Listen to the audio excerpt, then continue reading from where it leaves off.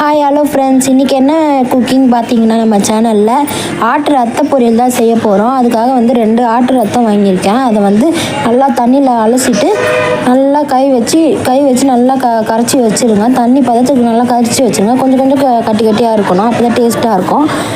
இப்போ வந்து அடுப்பு நம்ம பற்ற வச்சுக்கலாம். நான் வந்து விறகு அடுப்பில் தான் செய்கிறேன். அடுப்பு பற்ற வச்சு அதில் வந்து கடாய் வச்சுக்கிறேன். நான் கடாய் வச்சுட்டு கடாய் நல்லா ஹீட் ஆகணும். கடாய் நல்லா ஹீட் ஆனதும் இப்போ வந்து ஆயில் சேர்த்துக்கிறேன். ஆயில் நல்லா இப்போ சேர்த்துட்டு நல்லா ஆயில் சூடாகணும். ஆயில் சூடாகும் போது கடுகு சேர்த்துக்கலாம். கடுகு, உளுத்தம்பருப்பு, சீரகம் கூட சேர்த்துக்கலாம். சிலர் சீரகம் சாப்பிடுவாங்க, சிலர் சாப்பிட மாட்டாங்க. நான் வந்து சீரகம் சேர்க்கலை. நீங்கள் சீரகம் வேணுன்னா கூட சேர்த்துக்காங்க, இன்னும் டேஸ்ட்டாக இருக்கும். இது சேர்த்துட்டு நல்லா பொரியணும். கடுகு பொரிஞ்சக்கப்புறம் பூண்டு வந்து தட்டி வச்சுருக்கேன். தட்டி சேர்த்துக்கோங்க நீங்கள் பூண்டை, அப்போ தான் டேஸ்ட்டாக இருக்கும். ஏன்னா இது ரத்தம்ல, நம்ம வந்து எண்ணெயிலே அது பூண்டு வந்து வறுக்கிறதுனால நல்லா டேஸ்ட்டாக இருக்கும். நம்ம இஞ்சி பூண்டு பேஸ்ட்டு சிலர் சேர்ப்பாங்க, அப்படி சேர்த்தா நல்லா டேஸ்ட் நம்மளுக்கு வராது. இந்த மாதிரி சேர்த்துக்கோங்க. பூண்டை தட்டிட்டு நல்லா அதை போட்டு அதை நல்லா ப்ரௌனிஷாக மொறுன்னு ஆற வரைக்கும் நல்லா வறுத்துக்கோங்க. நல்லா ப்ரௌனிஷாக ஆகணும், அப்போ தான் மொறுன்னு இருக்கும். சாப்பிடும்போது டேஸ்ட்டு நல்லா டேஸ்ட்டாக இருக்கும். பாருங்கள், நல்லா மொறுவெல்லாம் ஆகிடுச்சு ப்ரௌனிஷாக. இப்போ வந்து நான் வந்து சின்ன பச்சை மிளகாய் வந்து நல்லா காரமாக இருக்கும், அது வந்து ஒரு 6 எடுத்திருக்கேன். ஏன்னா இதில் வந்து நம்ம காரத்துக்குன்னு வந்து பச்சை மிளகாவும் மிளகுத்தூள் மட்டும் தான் சேர்ப்போம். மிளகாத்தூள்லாம் இதில் சேர்க்கக்கூடாது. அதனால தான் நான் 6 பச்சை மிளகாய் எடுத்திருக்கேன். வேணான்றவங்க ஒரு 4 கூட எடுத்துக்கோங்க, பரவாயில்ல. அதை எடுத்துகிட்டு ஒரு கொத்து கருவேப்பிலை எடுத்திருக்கேன். நான் அதெல்லாம் உருவி தண்ணியில் அலசிட்டு பூண்டு நல்லா ப்ரௌனிஷாக ஆனோடனே இது கூட சேர்த்துக்கலாம். இதை சேர்த்து இதையும் நல்லா வதக்கிடலாம். வதக்கிட்டு வந்து ஒரு தட்டு ஃபுல்லாக வெங்காயம் அரிஞ்சிருக்கேன். நான் வந்து 2 ஆட்டுக்கு வந்து ஆட்டு ரத்தத்துக்கு வந்து பெரிய சைஸ் வெங்காயம் 4 எடுத்திருக்கேன். 4 எடுத்து நல்லா நீட்டாக அரிஞ்சிருக்கேன். இந்த மாதிரி அரிஞ்சிக்கோங்க. நிறைய வெங்காயம் போட்டால் டேஸ்டியாக இருக்கும், அதனால தான் நான் நிறைய வெங்காயம் சேர்த்துருக்கேன். நீங்களும் நிறைய வெங்காயம் சேர்த்து செஞ்சு பாருங்கள், நல்லா டேஸ்ட்டாக இருக்கும். சேர்த்துட்டு கொஞ்சோண்டு சால்ட் உப்பு சேர்த்துக்கிறேன். கல் உப்பு சேர்க்காதீங்க, சால்ட் உப்பு சேர்த்துக்கோங்க இதுக்கு. ஏன்னா கல் உப்பு சேர்த்துட்டா கரையாது, நறுக்குன்னு இருக்கும், உப்பு கறிக்கிற மாதிரி இருக்கும். அதனால் சால்ட் உப்பு சேர்த்துக்கலாம். சேர்த்துட்டு வெங்காயம் நல்லா வதங்கும், அப்போ தான் உப்பு சேர்த்தா. நல்லா வதங்கிட்டக்கப்புறம் நல்லா சேர்த்து வதங்கணும். இதுவும் நல்லா ப்ரௌனிஷாக ஆகும்போது ஒரு டீஸ்பூன் வந்து மஞ்சத்தூள் சேர்த்துக்கிறேன் நான். ஏன்னா மஞ்சத்தூள் 1 டீஸ்பூன் சேர்த்துக்கோங்க, அப்போ தான் வந்து இது வந்து ரத்தம்ன்றதுனால அந்த ஸ்மெல் அடிக்காமல் இருக்கும். அதில் இருக்கிற கிருமிலாம் செத்துரும். அதனால் 1 டீஸ்பூன் மஞ்சத்தூள் சேர்த்துக்கிறேன் நான். சேர்த்து வெங்காயம் கூடயே நல்லா வதக்கிக்கோங்க. இதுவும் நல்லா சேர்ந்து ஒன்று சேர வதங்கிட்டக்கப்புறம் நல்லா வதக்கலாம். நல்லா ப்ரௌனிஷாக ஆகணும்.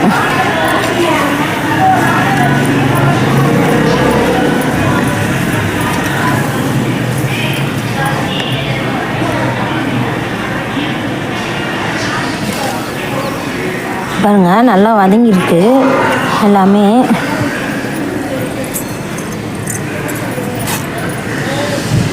அடுப்பு வந்து ஃபாஸ்ட்டாகவே வச்சுக்கலாம், அப்போ தான் நல்லா ஹீட்டு. பாருங்க, அடுப்பு ஃபாஸ்ட்டாக வச்சா தான் நல்லா வெங்காயம் சீக்கிரமாக பொரியும், நல்லாயிருக்கும். வெங்காயம் நல்லா ப்ரௌனிஷாக ஆகிட்டக்கொன்னே நம்ம கரைச்சி வச்சுருக்கோம்ல ரத்தம், அதை வந்து சேர்த்துக்கலாம். அது எல்லாத்தையும் சேர்த்துக்கோங்க. சேர்த்துட்டு அடுப்பு கொஞ்சம் ஸ்லோவாக வச்சுக்கோங்க, ஏன்னா அடி பிடிச்சிரும் சீக்கிரத்தில். இது அது கொஞ்சம் ஸ்லோவாக வச்சுட்டு, ரொம்ப ஸ்லோ பண்ணிடாதீங்க, கொஞ்சம் ஸ்லோவாக வச்சுட்டு கை விடாமல் கிண்டிக்கிட்டே இருங்க, ஏன்னா அடி பிடிக்க ஆரம்பிக்கும். இது நல்லா கிண்ட சிவப்பு கலர்லேருந்து ப்ரௌனிஷாக மாறும், அந்த அளவுக்கு நல்லா கிண்டிகிட்டே இருங்க.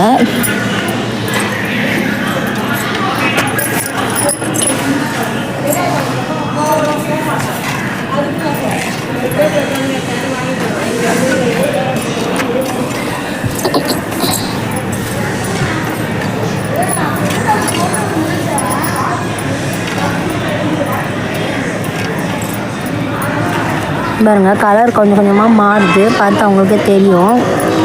நல்லா கலர் வந்து ப்ரௌனிஷாக ஆகணும், அப்போ தான் வந்து நல்லா வெந்திருக்குன்னு அர்த்தம்.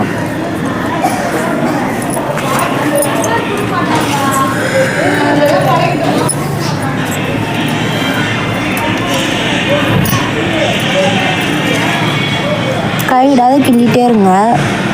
கொஞ்ச நேரம் அப்படியே வைக்கலாம். அப்படியே வச்சு கொஞ்சமாக சால்ட்டு சேர்த்துக்கிறேன். ஏன்னா இப்போ நான் வந்து வெங்காயம் வதங்கும் போதே சால்ட்டு சேர்த்து தான் வதக்கினேன். அதனால் இப்போ கொஞ்சமாக சேர்த்துக்கிறேன், ரத்தத்துக்கு மட்டும். இல்லை சேர்த்து நல்லா வதக்கிக்கலாம். அதையும் சேர்த்து நல்லா பிரட்டிக்கலாம்.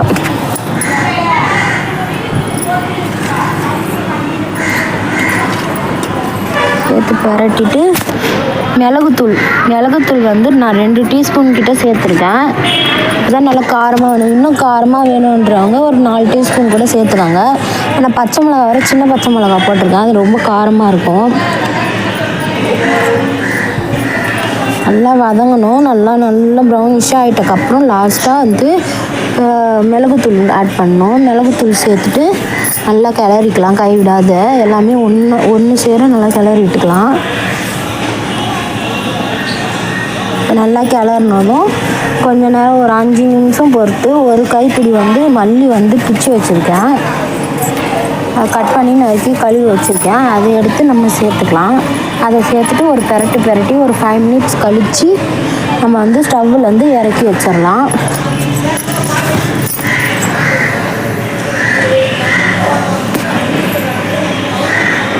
பாருங்க, மல்லி சேர்த்துக்கிறேன். மல்லி சேர்த்துட்டு நல்லா கிளறிடலாம். கிளறிட்டு ஒரு 5 நிமிஷம் மட்டும் அடுப்பில் வச்சுட்டு அதுக்கப்புறம் அடுப்பை விட்டு இறக்கி தட்டு எடுத்து அதில் சர்வ் பண்ணிடலாம்.